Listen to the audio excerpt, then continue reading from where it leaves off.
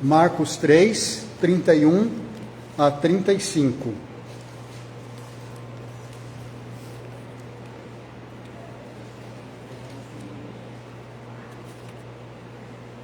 A gente sempre procura se aproximar das pessoas que vão nos trazer alguma vantagem, eu não vou dizer lucro, né? Porque quando a gente fala em lucro, normalmente a gente está pensando em coisas negativas, né? Apesar que o lucro é importante também. Mas a gente sempre procura nos aproximar, como a irmã Marina falou também, né? Que Deus nos coloque sempre perto de pessoas que vão fazer bem para a gente, né? Então é mais ou menos isso. E quando uma pessoa é poderosa, né? Se é uma pessoa boa, e além de boa ela é poderosa, então a gente, é claro, gostaria de ficar próximo dessa pessoa, né? Tem um brasileiro que foi convidado aí para a posse do presidente dos Estados Unidos, né? Eles falam que o presidente dos Estados Unidos é o homem mais poderoso do mundo. Antigamente era, né? Agora fica meio assim, mas ainda tem bastante poder, né? Então esse brasileiro aí que foi convidado pessoalmente para ir na posse do presidente Trump, né, nos Estados Unidos, deve ter ficado muito orgulhoso, né? Não sei se ele vai, né? Mas foi convidado. E então, se fosse você, né, que fosse convidado para a posse do presidente Donald Trump, né? Você gostaria, né? Acho que ficaria todo, né? Ainda mais se ele pagar a viagem, né? Porque deve ser caro, né? Viagem para lá. Mas nesse parágrafo que nós vamos ler, nós vamos falar sobre uma pessoa poderosa, mais poderosa do que o Donald Trump, né? Mais poderoso do que todos, como o pastor Ismael compartilhou também, né? Maior do que o templo, maior do que tudo, Jesus Cristo. Ele é mais poderoso do que tudo. Ele tem poder para responder nossas orações, ele tem poder para nos salvar, né? Em primeiro lugar, ele morreu na cruz para pagar os nossos pecados. Então é uma pessoa poderosa, é uma pessoa boa, que só vai fazer bem para você se aproximar dessa pessoa. Então é uma pessoa com quem você vai querer, se você não quer ainda, ter intimidade com Jesus. E muitas pessoas queriam ter intimidade com Jesus. Vamos ler então Marcos capítulo 3, 31 a 35. Convido os irmãos para ficarem de pé, para lermos a palavra de Deus. Marcos capítulo 3, 31 a 35. Nisto chegaram sua mãe e seus irmãos, e tendo ficado do lado de fora, mandaram chamá-lo. Muita gente estava assentada ao redor dele, e lhe disseram: olha, tua mãe, teus irmãos e irmãs estão lá fora à tua procura. Então ele lhes respondeu, dizendo: quem é minha mãe e meus irmãos? E correndo o olhar pelos que estavam assentados ao redor, disse: eis minha mãe e meus irmãos.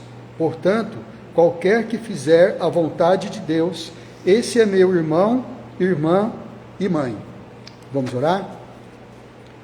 Nosso Deus, te agradecemos pela tua palavra, agradecemos, Senhor, pela oportunidade que temos de estar aqui, que tu abençoe o nosso estudo, a meditação na tua palavra, que tu possa, Senhor, com o teu Espírito nos iluminar, para que possamos entender e colocar em prática em nossas vidas tudo o que temos aprendido.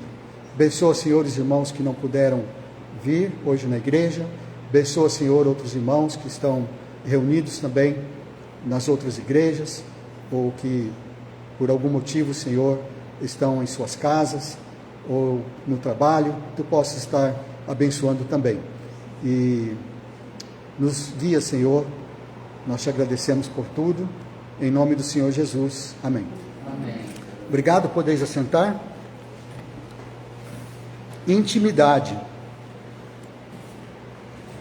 Aqui a gente vê que, nesta passagem, a família de Jesus o procurou. E não é qualquer familiar, né? Era a mãe e os irmãos de Jesus. E Jesus estava ao lado, né, estava rodeado ali de discípulos, ele estava no seu trabalho. Seu trabalho era andar pela Judéia, pela Galiléia, por Samaria, pela Sírio-Fenícia, região Sírio-Fenícia, ali mais para o norte, que hoje é a Síria, e pregar a palavra de Deus, pregar o reino, dizer que o reino de Deus estava chegando, dizer que todos se arrependessem e crescem nele para serem salvos.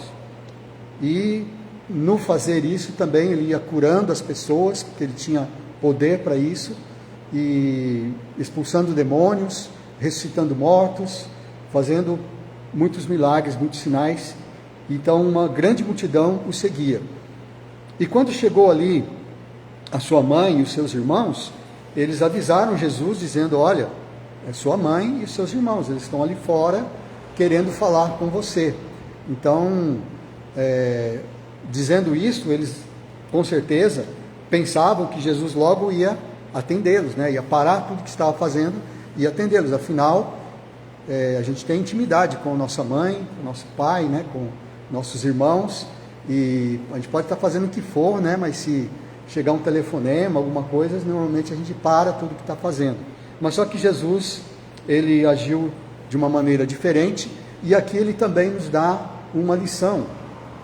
Ele nos ensina que para que nós tenhamos intimidade com ele, para sermos mais próximos dele, assim como a mãe e os irmãos eram, nós precisamos atender alguns requisitos, e que naquele momento a sua mãe e os seus irmãos não estavam atendendo, porque Jesus, ele sendo poderoso, é claro que depois ele deve ter atendido a mãe e os irmãos, né? Mas ele primeiro quis nos dar esta lição, de que para que nós nos tornemos íntimos dele, nós precisamos cumprir alguns requisitos.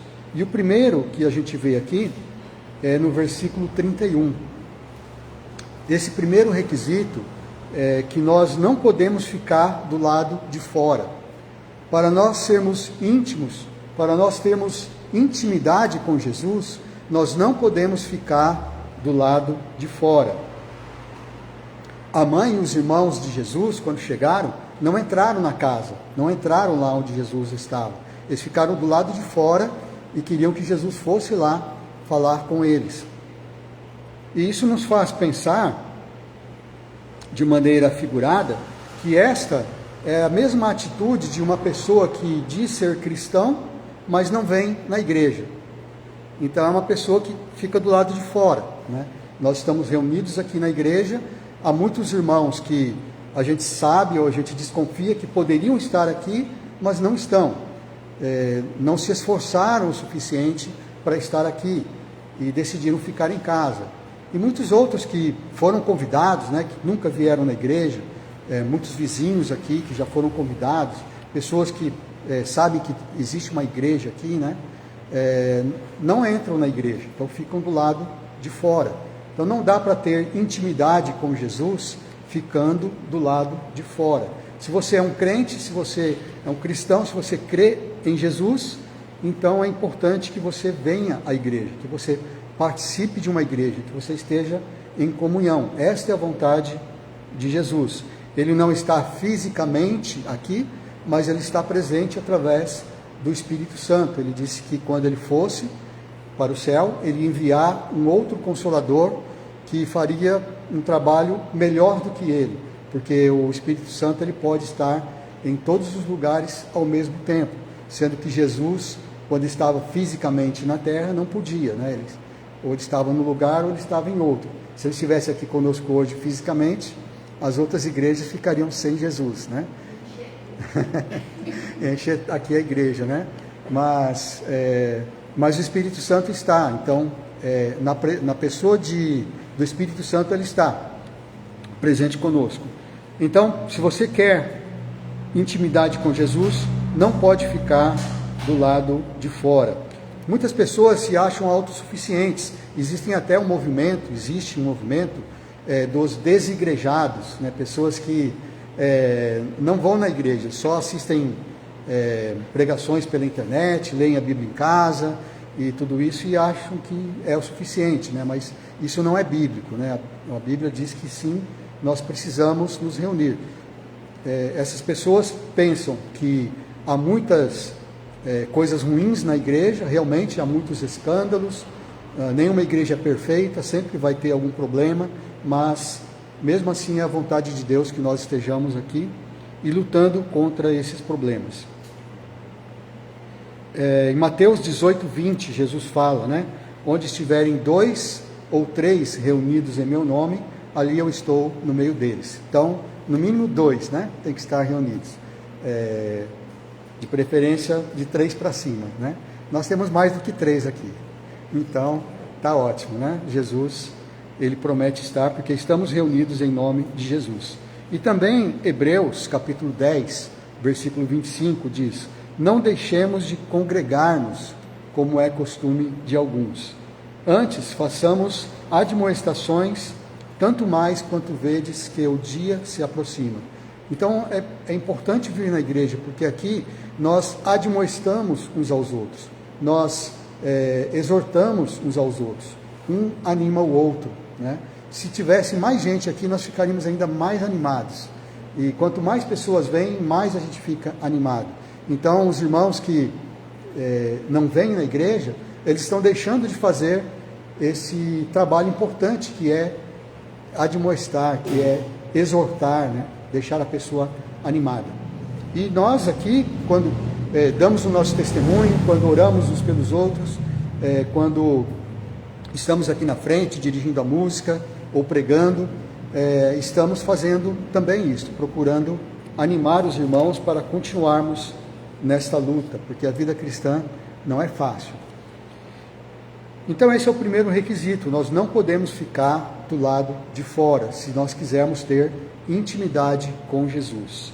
O segundo requisito está nos versículos 32 a 34, que esse requisito é que nós temos que nos assentar ao seu redor.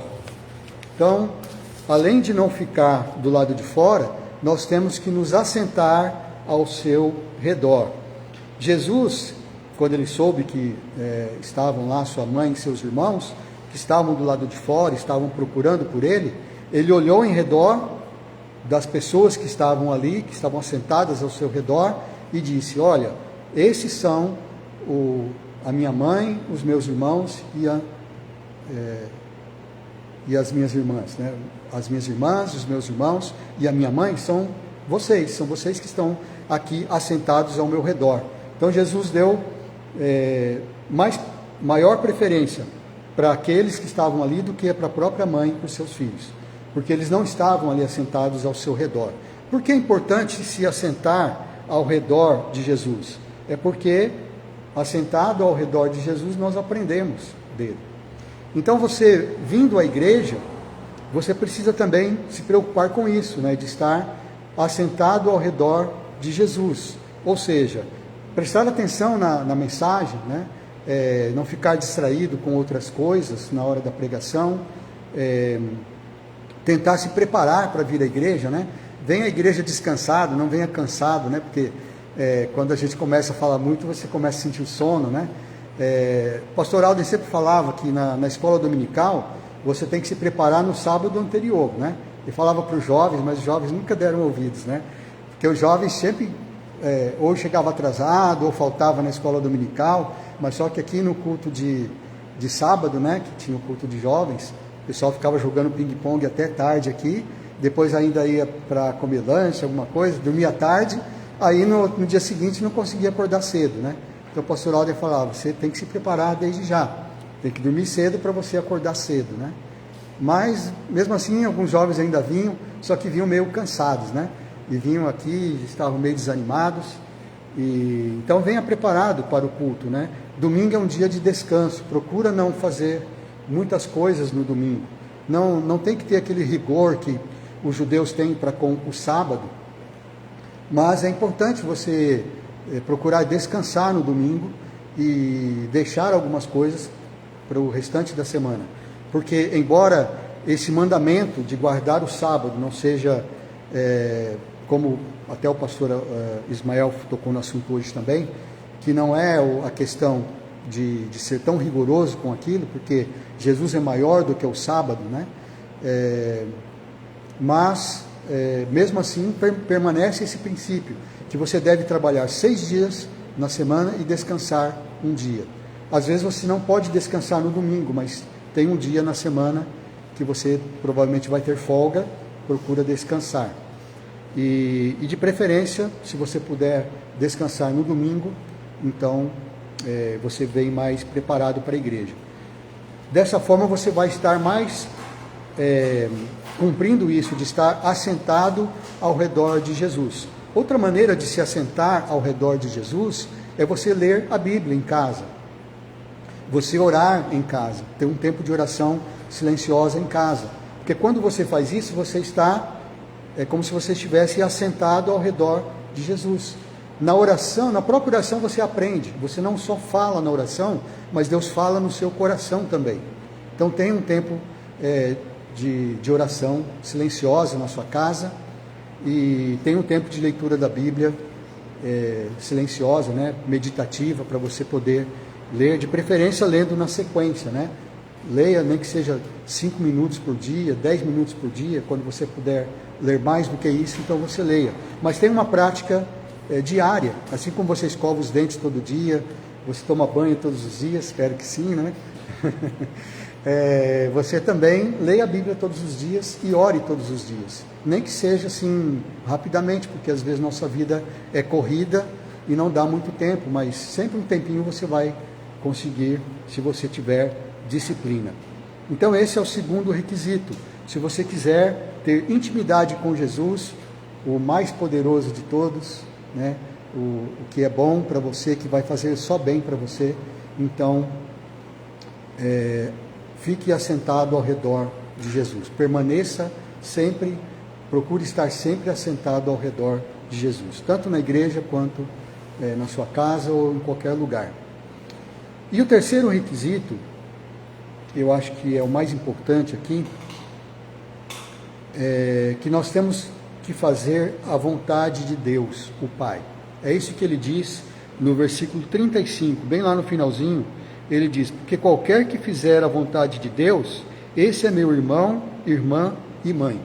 Ou seja, ele vai ter a intimidade que tem uma mãe, um irmão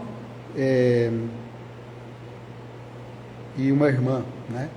Então, os nossos irmãos católicos, eles dizem que quando eles oram através de Maria, eles oram porque Maria tem intimidade com Jesus, né? E ela pode interceder por nós para com Jesus. Mas o que está dizendo aqui, o que Jesus está dizendo aqui, contradiz nossos irmãos católicos, né? Ele diz que aquele que faz a vontade do Pai, vontade de Deus, o Pai, ele não diz aqui é mais importante, mas está dando essa ideia, né? Ele se torna mais importante até do que a mãe de Jesus. Então você pode chegar diretamente a Jesus, e você não precisa de nenhum intermediário para chegar. Ao contrário, Jesus é o intermediário entre você e o Pai. Ele que é o intermediário, né? Não há nenhum outro na terra pelo qual importa que sejamos salvos, e não há nenhum nome dado entre os homens pelo qual importa que sejamos salvos. E tem outro versículo que fala que ele é o único intermediário, acho que é em Tito, alguma coisa assim, que ele é o único intermediário entre nós e Deus. E Jesus também disse: eu sou o caminho e a verdade e a vida, e ninguém vem ao Pai senão por mim. É João 14, 6. É o mesmo capítulo que é perto ali, né, do capítulo que o Rafael leu, né? Do capítulo 13. Então, fazer a vontade de Deus, o Pai. Se você quer ter intimidade com Jesus a ponto de ser como a sua mãe, como seu irmão, como sua irmã, então você tem que fazer a vontade de Deus. Não pode ficar do lado de fora, você tem que estar assentado ao redor dele para ouvir, né, o que ele diz, através da Bíblia, através da oração, e você tem que colocar em prática, né, não só aprender, como o Rafael falou, né, não é só aprender, mas é você colocar em prática. E o amor é uma das principais, é o principal mandamento, é o maior mandamento, né? Que Jesus disse isso, né? Que é o novo mandamento, que isso é maior do que tudo. Então, eu separei alguns versículos aqui que falam sobre obediência, né? Para a gente, o que é fazer a vontade do Pai? O que a Bíblia diz que nós devemos fazer para fazer a vontade de Deus? Então, eu separei alguns versículos aqui. Por exemplo, Mateus 21, 31. Eu chamo aqui de obediência funcional. Nessa parte aqui de Mateus 21, 31, Jesus ele conta uma parábola de 2 filhos, né? Um filho que quando o pai, ele disse assim, olha, você vai trabalhar na roça hoje, não é essa palavra que ele fala, mas mais ou menos isso, né? Você vai trabalhar na roça hoje para mim? E o filho diz, não estou com vontade, ele não foi. E aí ele falou para o outro filho, né? Mesma coisa, você vai trabalhar na roça hoje para mim? Ele falou, vou sim, pai, pode deixar que eu vou. Só que aquele que falou que ia, não foi, acabou não indo. Disse que ia, mas não foi. E aquele que disse que não ia, ele se arrependeu e acabou indo. Então, quem que obedeceu de fato o pai? É aquele que foi, né? Ele disse que não ia, mas ele se arrependeu e foi. O outro disse que ia, mas não foi. Então, esse não obedeceu. Então, não é só dizer que vai, mas é de fato fazer a vontade do pai. Então, eu chamei aqui de obediência funcional, de você de fato fazer a vontade de Deus. Mesmo que você esteja sem vontade, mesmo que você esteja desanimado, mas se você fizer a vontade do Pai, está tudo certo, né? É isso que importa. João 7,17 também. João 7,17, ele fala de conhecimento de doutrina. Então é importante também você adquirir conhecimento. Embora o conhecimento conhecimento sozinho, ele não seja suficiente, porque não adianta você encher a sua mente de conhecimentos e não obedecer o Pai. Mas você precisa conhecer, você precisa encher a mente de conhecimento, precisa conhecer a Bíblia, precisa ler a Bíblia inteira, porque quanto mais você tiver conhecimento, quanto mais você conhecer a verdade, mais longe você vai estar de ser enganado. Então, conhecimento de doutrina, João 7,17, ele diz, se alguém quiser fazer a vontade dele, seja a vontade do Pai, ele conhecerá a respeito da doutrina, se ela é de Deus ou se eu falo por mim mesmo. Então, quem conhece a doutrina sabe que Jesus está falando a verdade, sabe que nós temos uma base, né, da nossa fé. Eu estava falando com o pastor Ismael e o Alcir no culto de oração, que o pastor Ismael conversou com alguém, falando, essa pessoa tinha uma fé meio esquisita, né? Dizendo que Deus está em todo lugar, que todas as religiões têm Deus, né? E o pastor Ismael perguntou para ele, mas com que base você crê nisso, né? Qual é a sua base? E a nossa base, para crermos que Jesus é o único caminho, é a única verdade e é a vida, que só através dele somos salvos, nossa base é sólida, é a palavra de Deus, é a Bíblia, é o livro dos livros, é um livro que não existe igual no mundo, é o livro mais antigo do mundo, e é o melhor também, é o mais importante. E tudo que a Bíblia diz até hoje, né, tudo que tentaram falar contra a Bíblia, especialmente os arqueólogos, né, quando foram buscar evidências do passado, eles procurar coisas que contradiziam a Bíblia, e muitos deles procuravam, né, e eles acabavam encontrando o contrário, coisas que realmente confirmavam tudo que a Bíblia diz. Outro versículo é Romanos 1,10, é a submissão dos nossos desejos. Então, fazer a vontade do Pai também é você submeter os seus desejos a Deus. Romanos 1,10, em todas as minhas orações, suplicando que, em algum tempo, pela vontade de Deus, se me ofereça a boa ocasião de visitar-vos. Paulo estava falando aos romanos, ele tinha muito desejo de ir visitá-los, ele não foi no momento em que ele queria. Quando ele foi, ele acabou indo preso, mas ele foi, né? Deus providenciou lá que, mesmo preso, ele conseguiu uma certa liberdade de alugar uma casa mesmo que tinha um soldado sempre acorrentado a ele, mas ele tinha liberdade de alugar uma casa, convidar pessoas e pregar para as pessoas ali. Então foi só na vontade de Deus. Quando Paulo escreveu essa carta para os romanos, ele acho que estava em Éfeso, ele não sabia que ele ia chegar lá preso, mas ele tinha desejo de ir para Roma, e ele fez essa oração, mas ele estava submetendo isso à vontade de Deus. Ele falou, quero ir, mas pela vontade de Deus. E outro versículo para nós fazermos a vontade de Deus é Efésios 6:6. Efésios capítulo 6, versículo 6, que é trabalho honesto. Quando você trabalha honestamente, quando você tem um trabalho honesto, você está fazendo a vontade de Deus. Efésios 6:6 diz assim, não servindo à vista como para agradar aos homens, mas como servos de Cristo, fazendo de coração a vontade de Deus. Então, mesmo que você não seja um missionário, que você não trabalhe tempo integral na obra de Deus, você pode, como a Natália, por exemplo, ela teve oportunidade, a Natália estuda, ela faz estágio, né? Mas ela teve a oportunidade de servir a Deus, né? De ir lá no acampamento, e ela fez. Então, o Lael a mesma coisa, né? Então, sempre tem uma oportunidade de você servir, mesmo que você não possa fazê-lo de forma integral. Mas o seu próprio trabalho, qualquer que seja, se você faz honestamente, segundo Efésios 6:6, você está fazendo a vontade de Deus. Outro versículo, 1 Tessalonicenses 4:3, é a santificação. Pois esta é a vontade de Deus, a vossa santificação, que vos abstenhais da prostituição. Então, seja santificado. A gente estava falando hoje na escola dominical sobre a igreja de Tiatira, o que Jesus fala para o anjo da igreja em Tiatira, e uma das coisas que ele diz da igreja é que eles tinham muitas obras. Ele reconhecia que as obras deles eram boas e que as obras deles eram numerosas, mais numerosas do que as primeiras, então eles estavam aumentando em obras, mas só que eles tinham um grande problema, que era a falta de santificação. Existia lá uma mulher, que ele chamou de Jezabel, e que estava ensinando as pessoas de maneira errada, ensinando a adorar ídolos, ensinando a prostituição.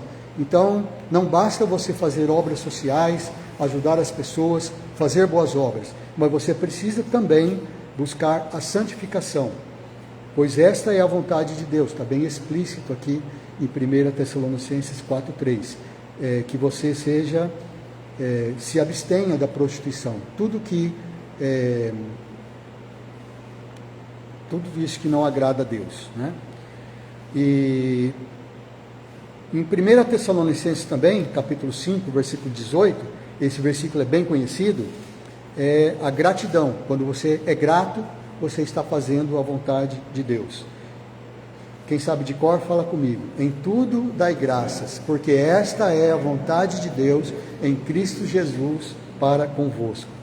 Então esse versículo é muito importante, decore ele se você ainda não decorou. Em tudo dai graças, até mesmo nas coisas que às vezes parecem que não são tão boas, né? Que não são o que você deseja, mas se você estiver sendo grato, coração grato, você está fazendo a vontade de Deus. Outro versículo é 1 Pedro 3,17. 1 Pedro 3,17, perseverança nos sofrimentos.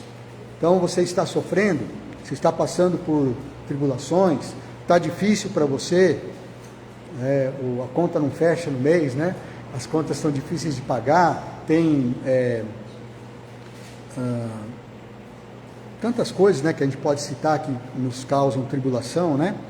Então, perseverança. 1 Pedro 3,17, porque se for da vontade de Deus, é melhor que sofrais por praticardes o que é bom, do que praticando o mal. Então, quando a gente sofre injustiça, quando a gente sofre coisas, se a gente faz alguma coisa errada, a gente até compreende, né?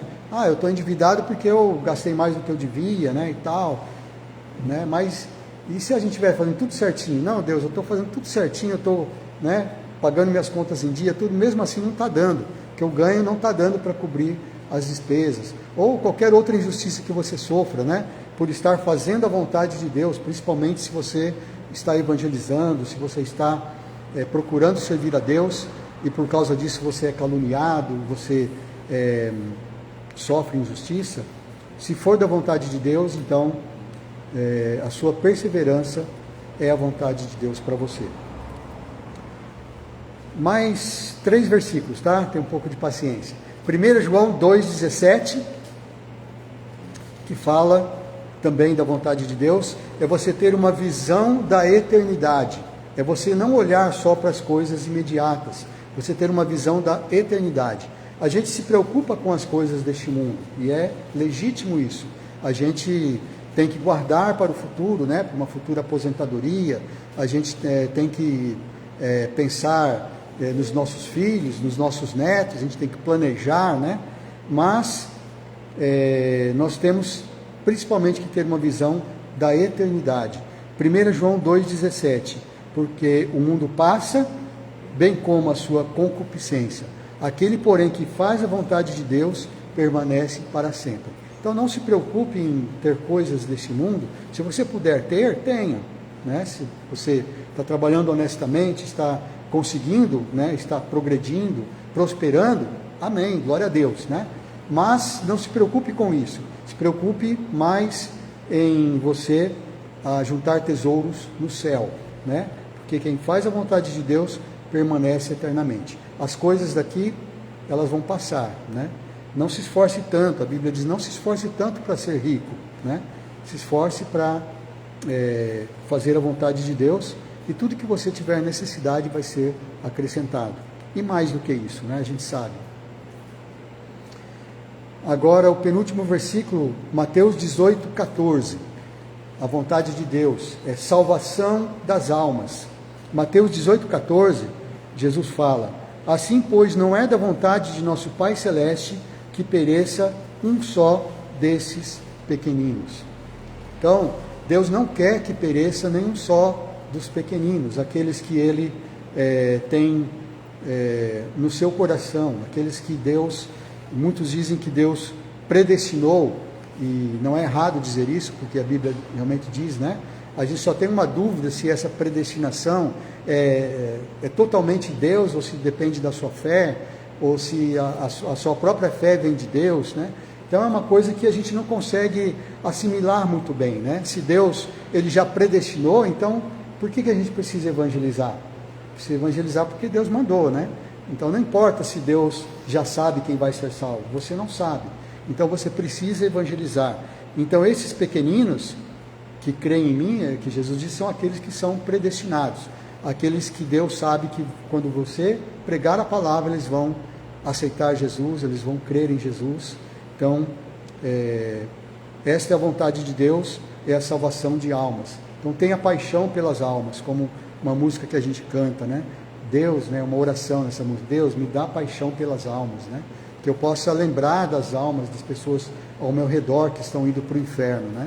Que eu possa falar de Jesus e viver para Jesus, dar um bom exemplo para que essas pessoas também se convertam. E por último, Lucas 22:42, é uma entrega completa a Deus. Esta é a vontade de Deus para a sua vida, que você se entregue completamente. Em Lucas 22:42, a gente tem o exemplo de Jesus. Ele já estava orando lá no Getsemane, era uma das suas últimas orações, e ele sabia que ele já estava prestes a ser preso, e no dia seguinte já estaria crucificado. Então ele orou e pediu para o Pai: Pai, se queres, passa de mim este cálice. Contudo, não se faça a minha vontade, e sim a tua. A vontade de Jesus era não ser crucificado. A vontade dele era que Deus afastasse dele esse cálice, que não precisasse ele passar por tudo aquilo. Mas ele, por último, ele orou: mas Pai, não seja a minha vontade, mas a tua vontade. Então ele se entregou completamente a Deus. Você pensa que foi fácil Jesus morrer na cruz por você? Se pensar na pior dor do mundo, não vai ser a mesma dor, né? Porque é uma dor eterna, né? É uma dor, ele é um ser eterno, que desceu do céu para habitar entre nós. E no momento em que ele estava pregado na cruz, além da dor física Tinha a dor da separação, em que ele disse, meu Deus, por que me desamparaste? Então ele se sentiu abandonado pelo Pai naquele momento. Nem que seja por uma fração de segundos. Para ele é como se fosse a eternidade. Tudo para Deus é eterno, né? Para Deus não existe passado, presente e futuro, né? Por isso que sempre na Bíblia ele fala em termos de que parece que tudo é presente, né? Para Deus. E realmente para ele é assim. Ele não está sujeito a tempo, né? Para a gente, nós estamos aqui chegando perto das 8 horas, né? Ou passando um pouco das 8, mas para Deus ele não tem esse horário aqui, né? Porque também em outros lugares são outros horários, né? Tem outros lugares que é 10 horas, outros lugares que ainda é 9 horas, né? E assim por diante. Tem lugar que já é de manhã, né? Mas para Deus não tem esse problema. Então, Deus quer que você siga esse exemplo, né? Que você também, assim como Jesus, que você também se entregue completamente. Como o Rafael leu aquele versículo, né? Que Jesus deu o mandamento, que vocês me amem assim como eu vos amei. Ou que vocês amem uns aos outros assim como eu vos amei. Assim como ele se entregou por nós, que nós também nos entreguemos uns pelos outros, né? Em prol dos outros. Esta é a vontade de Deus para a sua vida. Então, se você quiser ter intimidade com Jesus, você, em primeiro lugar, você não pode ficar do lado de fora. Você tem que frequentar uma igreja. Você tem que estar em comunhão com uma igreja. Em segundo lugar, você não pode deixar de se assentar ao redor de Jesus. Você tem que estar assentado ao redor de Jesus, tanto na igreja, para aprender a palavra de Deus, quanto em sua própria casa, lendo a Bíblia e orando. E, por último, e mais importante de todos, é você fazer a vontade de Deus, colocar em prática aquilo que você tem aprendido. Amém? Deus nos abençoe, que possamos ser assim. Boa semana a todos. Vamos terminar com uma oração. Pedir para o pastor Ismael, por favor, nos dirigir. Vamos